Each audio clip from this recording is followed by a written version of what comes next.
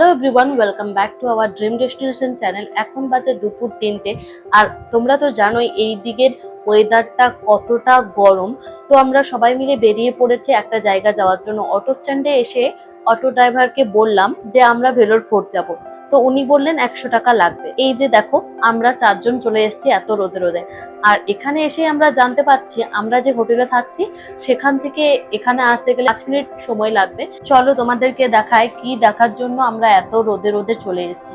এই যে দেখতে পাচ্ছ একটা রথ, এটা সামনে থেকে দেখে মনে হচ্ছিল যে কেউ যেন সোনার রথ এখানে রেখে দিয়ে চলে গেছে। এত সুন্দর দেখতে লাগছিল, মানে কি বলবো তোমাদেরকে। এটা কিন্তু একমাত্র আমাদের সাউথ ইন্ডিয়ানে এলে এরকম মন্দির আমরা দেখি। ও আচ্ছা, তোমাদেরকে তো বলাই হয়নি যে আমরা কোন মন্দিরে এসেছি। আমি তো তোমাদেরকে বললাম যে ভেলোর ফোর্ট যাচ্ছি, তাহলে আমি তোমাদেরকে কেন মন্দির। অ্যাকচুয়ালি এই মন্দিরটা ভেলোর ফোর্টের একদম পাশে।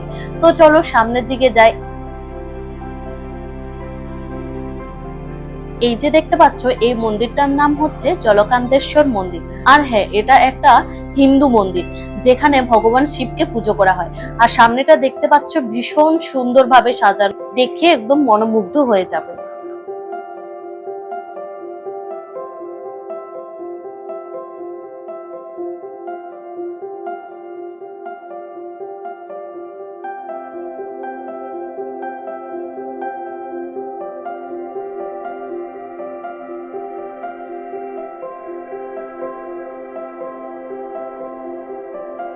আর এই যে দেখতে পাচ্ছ প্রত্যেকটা কারুকার্য কি সুন্দরভাবে করা হয়েছে, কি সুন্দরভাবে ফুটিয়ে তোলা হয়েছে। আর এই যে এই মন্দিরটি বিজয়নগরের স্থাপত্যের একটি সুন্দর উপস্থাপনা।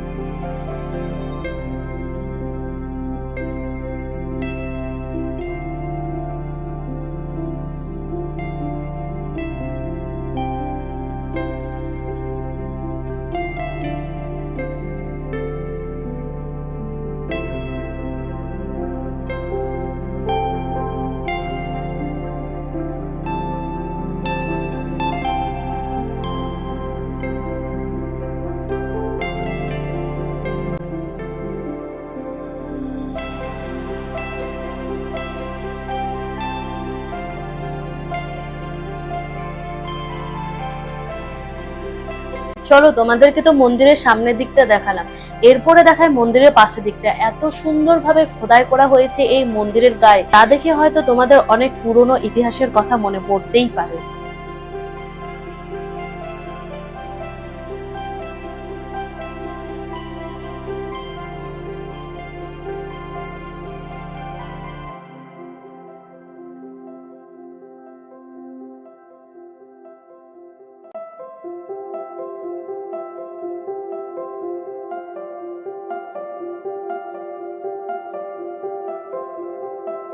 এই জলকান্তেশ্বর মন্দিরটি কিন্তু শিবলিঙ্গম নামেও পরিচিত, যার আক্ষরিক অর্থ হলো শিব জলে বাস করেন, এবং তার পত্নী অলকান্তেশ্বরী আম্মান নামেও পরিচিত এই মন্দির।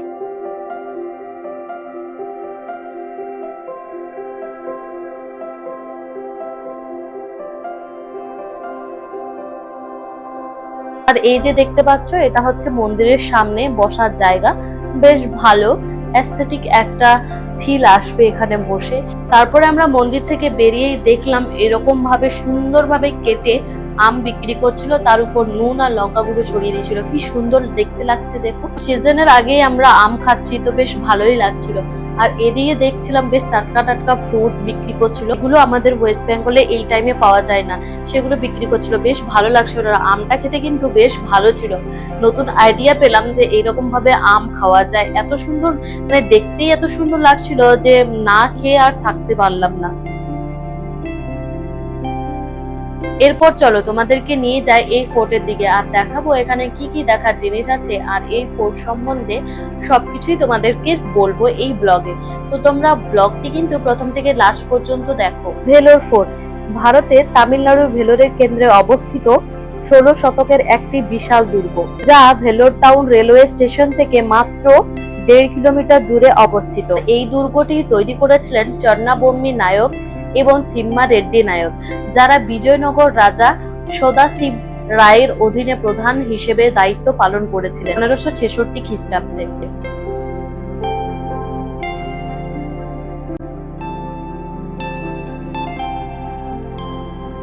1768 সালে ব্রিটিশরা এই দুর্গের দখল নিয়েছিল এবং দেশটি তার স্বাধীনতা না পাওয়া পর্যন্ত সেই ভূমিকায় ছিল।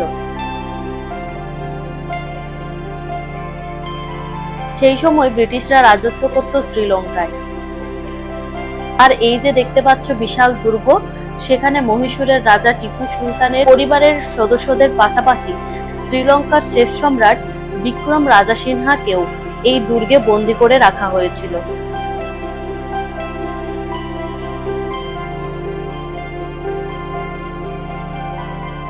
এই যে দেখতে পাচ্ছ দুর্গের বিশাল দ্বৈত প্রাচীর, যা একটি নির্দিষ্ট প্যাটার্নে প্রসারিত করা হয়েছে। আর এই যে দেখতে পাচ্ছ বিশাল পরীক্ষা, এখানে কিন্তু একসময় 10,000-এর বেশি কুমির রাখা হয়েছে এই দুর্গের সুরক্ষার জন্য। ভেলোরের এই দুর্গটি ইতিহাসে নিজের জায়গা দখল করে নিয়েছে। এখানে অসংখ্য মানুষ প্রতিদিন আসে এবং এই দুর্গ সম্বন্ধে জেনে যায় এবং এই দুর্গ নিজের চোখে দেখার একটা আলাদাই অনুভূতি। তো সেই ফিলটা নেওয়ার জন্যই কিন্তু মানুষ দূর দূরান্ত থেকে আসে। আমাদেরও ঘোরা কমপ্লিট হয়ে গেছে, এবার আমরা নিচে নামছি। আর হ্যাঁ, এখানে কিন্তু একটা নির্দিষ্ট সময়সীমা মেনটেন করা হয়। 5টার সময় বন্ধ করে দেওয়া হয় এই ফোর্টটি। আর নামতেই আমরা দেখলাম এরকম কুলফি বিক্রি করছিল। আমাদের ওই সাইডে কিন্তু এই কুলফিগুলো খুব রেয়ার, তো বেশ ভালো লাগলো, এটাও আমরা কিনলাম। আর এটার দাম ছিল 20 টাকা করে, বেশ ভালো লাগছে। ওরা এই যে দেখতে পাচ্ছ বললাম দ্বৈত প্রাচীর, মানে কি বিশাল বড় বড় প্রাচীর। এগুলো বাইরে থেকে কিছু দেখাই যাবে না যে ভিতরের দৃশ্যটা কি আছে, বাট আমি তোমাদেরকে দেখালাম যে ভিতরে কি আছে না আছে।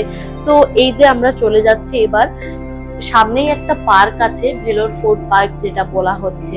তো সেখানেই আমরা যাব একটু। এখন অনেকটা বিকেল হয়ে এসছে, তো দেখো কি সুন্দর লাগছে, মানে এই জলের যে ঠান্ডা ঠান্ডা হাওয়া, মানে বেশ ভালো আসছিল, বেশ ভালোও লাগছিল। তো আমরা এবার যাব সেই পার্কটাতে, আর পার্কে আমরা বসে একটু টাইম কাটাবো।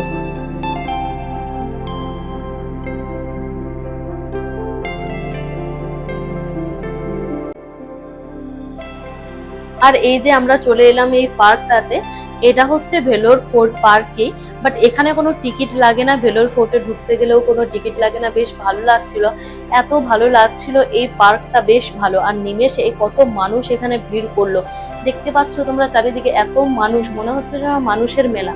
যারা সিএমসিতে ট্রিটমেন্ট করতে আসে তারাও কিন্তু বিকেল হলেই এই পার্কটাতে এসে সবাই বসে থাকে।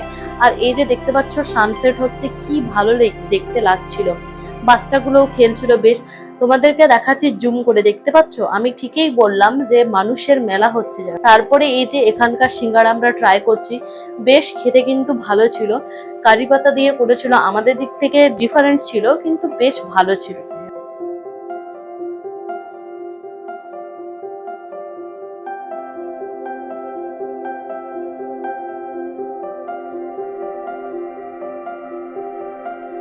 আর এই যে এখানে বসে বসেই আমরা সন্ধে করে দিলাম, চারিদিকে লাইট জ্বলছে, আরো বেশি ভালো লাগছে। চলো তোমাদেরকে একটা জিনিস, দিনের বেলা তো ফোর্ট দেখলে, আর এখন দেখো রাত্রের বেলায় ফোর্টটা আরো বেশি সুন্দর লাগছে। মনে হচ্ছে সোনালী কালার দিয়ে কেউ রং করে দিয়েছে, মানে এত ভালো লাগছিল। তার উপর আবার গাছের ছায়াগুলো জলের মধ্যে আসছিল, কি ভালো দেখতে লাগছে।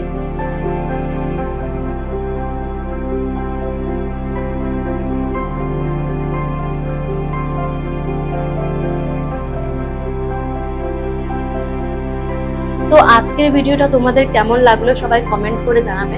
আর হ্যাঁ, চ্যানেলে যদি নতুন হয়ে থাকো তো চ্যানেলটি তাড়াতাড়ি সাবস্ক্রাইব করে পাশে থেকো। দেখা হবে নেক্সট একটি ব্লগে। আর আজকের মতো এখানেই ভিডিওটি শেষ করছি। চলো তবে দেখা হবে নেক্সট কোনো ব্লগে। Bye bye.